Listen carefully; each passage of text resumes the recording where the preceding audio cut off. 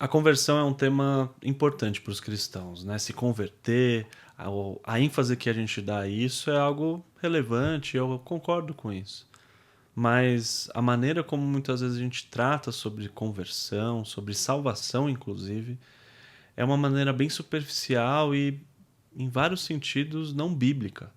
Quando pensamos na maneira que a Bíblia coloca, os termos que ela coloca, e no trecho que a gente vai ver hoje, fala sobre novo nascimento.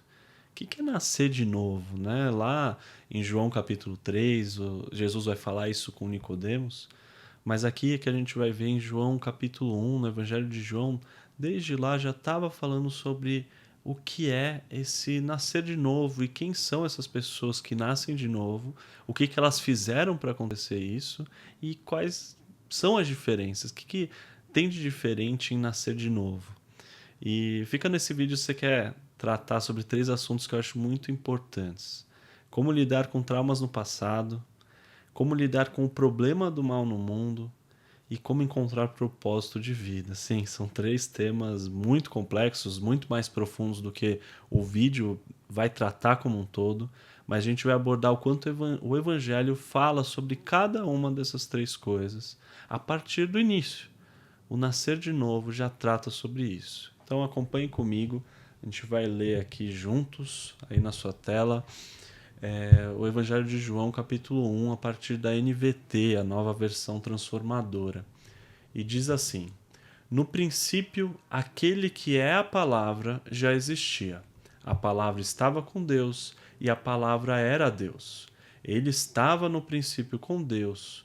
Por meio dele, Deus criou todas as coisas e sem ele nada foi criado. Aquele que é a palavra possui a vida e a sua vida trouxe luz a todos.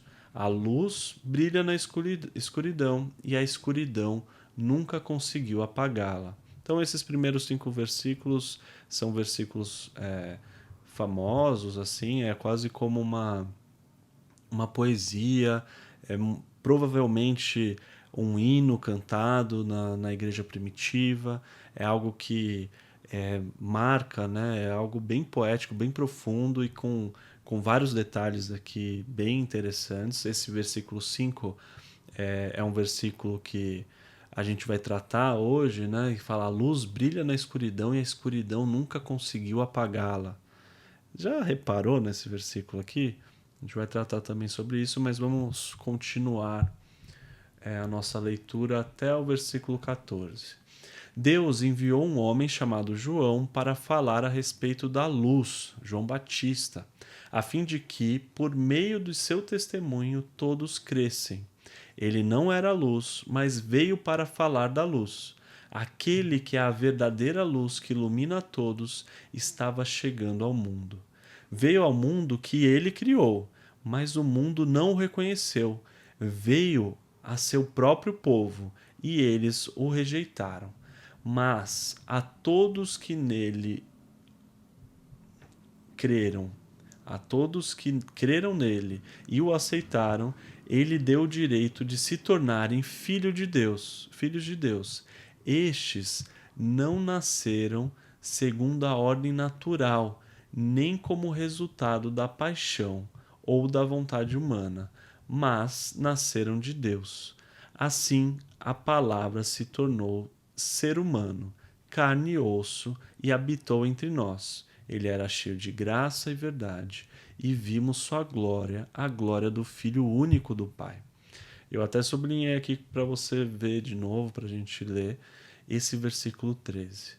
Estes, ou seja, aqueles que creram em Jesus, não nasceram segundo a ordem natural, nem como resultado da paixão ou da vontade humana, mas nasceram de Deus.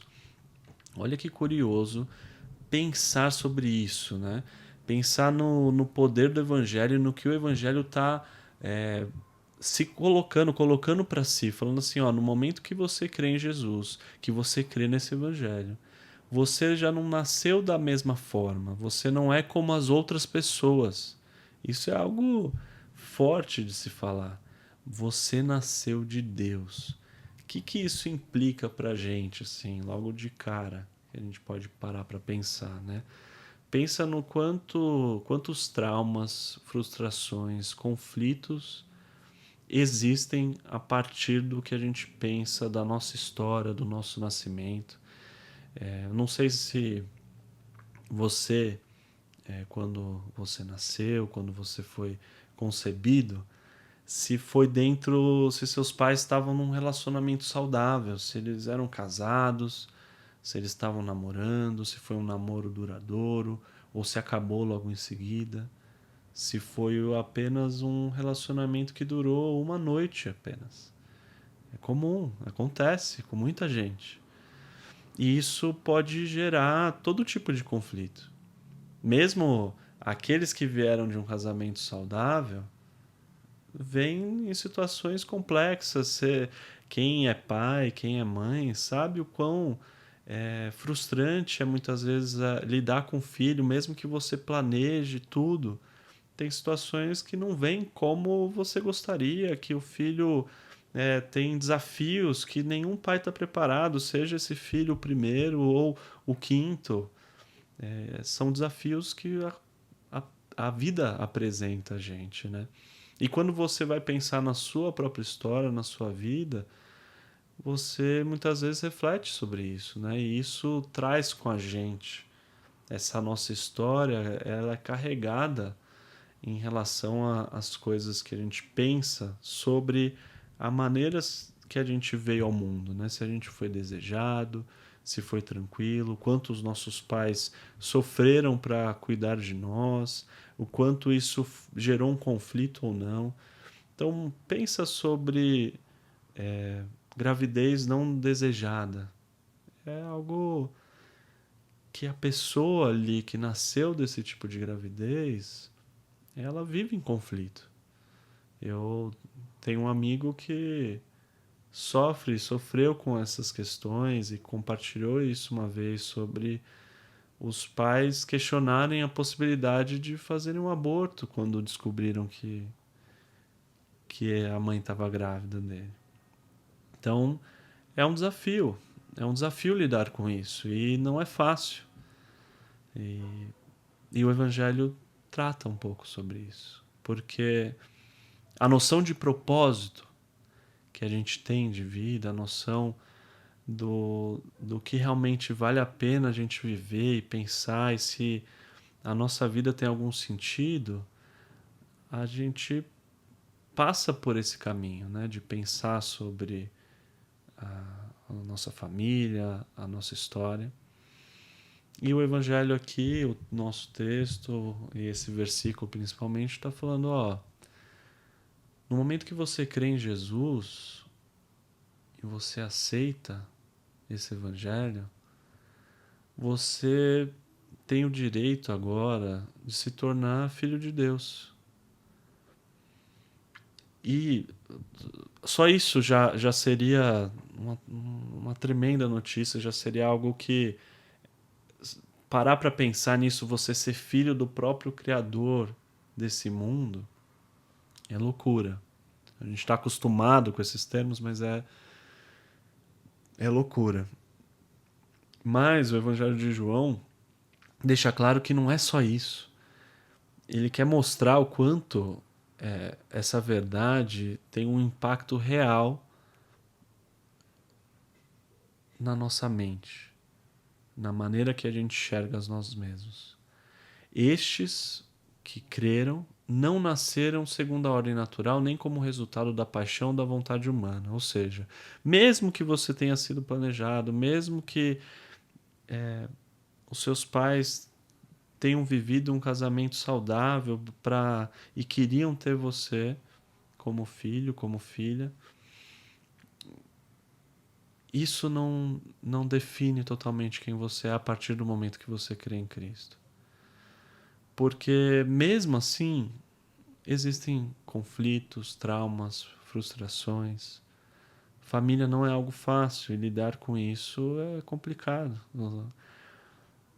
As terapias, os psicólogos estariam talvez quase vazios se não tivesse esse tipo de problema.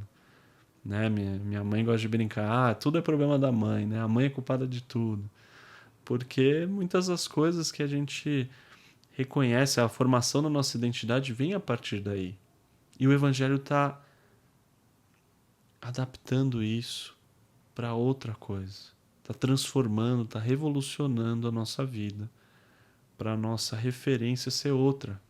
Está falando assim, ó, mesmo que você tenha nascido a partir de intenções, de paixões, de vontades humanas, ou a falta delas,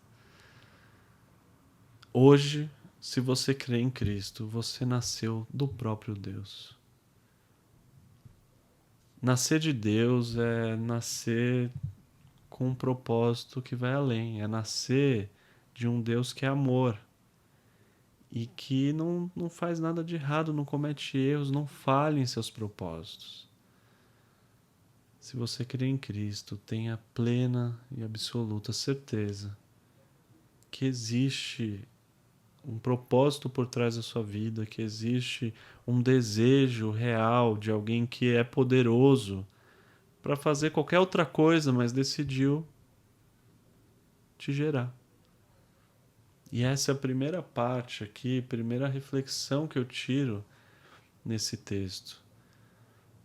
É uma verdade profunda que pega a minha mente, que pega o meu coração e que me ajuda a lidar com esses traumas, né? Voltando lá no versículo 5, eu quero que vocês prestem atenção aqui, porque eu acho que ele também trata de uma coisa vinculada a isso. O versículo 5 diz assim, né? Essa luz, a vida de Jesus trouxe uma luz a todos. O versículo 4 fala, né? A palavra possuía uma vida e essa vida, a sua vida, trouxe luz a todos. A luz brilha na escuridão e a escuridão nunca conseguiu apagá-la. Se você é um bom aluno aí de física e pensa nessas coisas sobre a luz brilhar na escuridão, você vai falar, é óbvio que a luz brilha na escuridão, né? Mas outra coisa óbvia aqui, que às vezes um engenheiro talvez teria dificuldade de entender, de aplicar, é que a linguagem aqui é bem poética e profunda em vários sentidos. E aqui escuridão e luz não significa só escuridão e luz, no sentido físico, mas significa a questão da maldade no mundo, né? O texto falar que a luz brilha na escuridão e a escuridão nunca conseguiu apagá-la, significa dizer e pensar em toda a maldade que existe no mundo, tudo aquilo que há de mal, inclusive os traumas, os conflitos que a gente acabou de falar sobre o nosso próprio nascimento, os conflitos da nossa família que vêm desde antes da gente nascer, que muitas vezes a gente não tem controle, né? Quem nunca pensou, nossa, eu nasci nessa família aqui, eu não sou culpado de nada disso. Eu tô aqui como se eu caí de paraquedas aqui nesse meio, eu nem queria. Se eu pudesse, talvez nem escolheria essa família em muitos momentos, né? A Bíblia fala que a luz brilha na escuridão. E essa luz que a vida de Jesus traz nunca foi apagada por essa escuridão. Então pense em toda a maldade que existe no mundo. Pensa naquilo que há de pior, e aqui no assunto de história, né, de gerar filhos, pensa na maldade de você não cuidar de uma criança indefesa, de você querer, né, abandonar. Quantos pais, quantas mães abandonam crianças? Pense só nesse aspecto da maldade humana, né? Daí você fala, nossa, essa escuridão nunca conseguiu apagar, né? E parece que apaga. Pecado, Satanás, consegue apagar essa luz. Só que você olhar para Cristo, você entender a luz de Cristo que vem através da sua vida, é você conseguir olhar para essa luz e falar: nossa, aquela escuridão, a maldade que eu vejo no mundo, a maldade que aconteceu comigo mesmo, nunca conseguiu apagar essa luz. E aqui é outro aspecto dessa questão do novo nascimento, de conversão, que vai muito além de salvação, de uma salvação lá longe, que a gente está pensando em céu e inferno. Não, a gente está pensando sobre o aqui e o agora. E o quanto isso impacta a sua vida hoje. Muitas pessoas que abrem os olhos e passam a enxergar a luz que vem da vida de Cristo, que creem nesse evangelho, que aceitam esse evangelho, olham e falam assim: nossa, tudo faz sentido agora. Eu não consigo explicar totalmente o porquê do mal no mundo, mas de alguma forma esse mal não consegue apagar a beleza, a bondade e o amor de Cristo. E essa luz que vem dessa vida do próprio Jesus, essa luz que vem desse evangelho, esse mal não consegue apagar. O que a gente pode pensar aqui olhando também sobre o que fazer com isso, né? Eu falei que eu ia falar sobre 3 coisas no vídeo de hoje, né? Sobre como lidar com traumas, os conflitos que vêm da nossa história de vida, como lidar com a maldade do mundo. E claro, não estou falando, não estou sendo exaustivo aqui, não estou falando sobre todos os aspectos, mas está entrando no pouquinho de como o Evangelho lida com isso. Que ao encontrar a Jesus, ao crer nele, você passa a enxergar algo que você não via antes. E essa maldade que parecia que era só isso que existia, essa escuridão que parecia tomar toda a sua vida, todo o mundo ao seu redor, ela é tomada por uma luz que elimina essa escuridão. Mas mais do que isso, né, pensar nesse novo nascimento aqui, estes que creem em Cristo não nasceram segundo a ordem natural, nem como resultado da paixão ou da vontade humana, mas nasceram de Deus. Isso nos faz pensar e enxergar um novo propósito de vida. É uma nova possibilidade de viver com um sentido e um propósito que não existiam antes. É como eu falei, você nasceu do próprio Deus, Deus te gerou.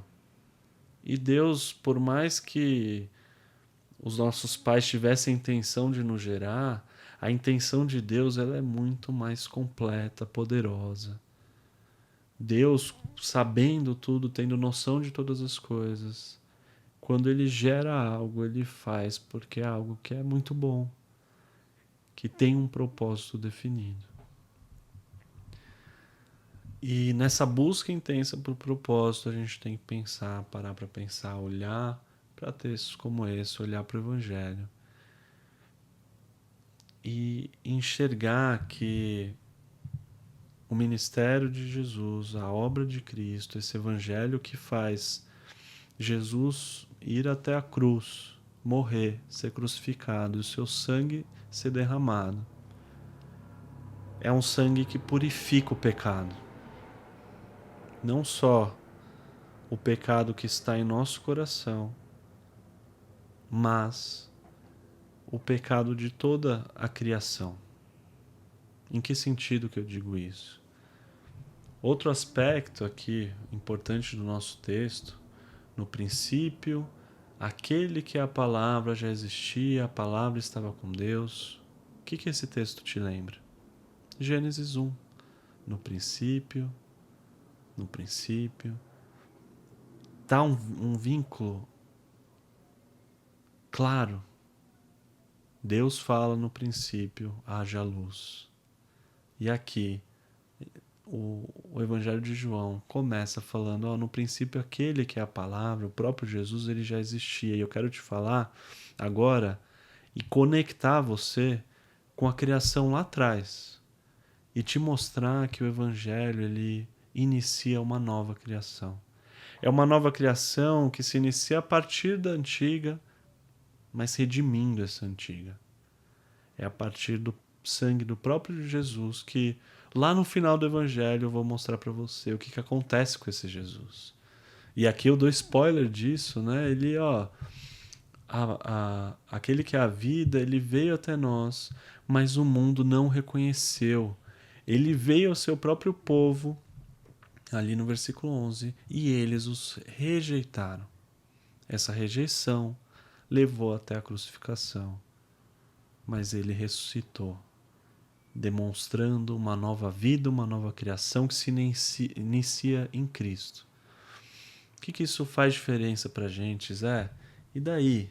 E daí? O que é o novo nascimento?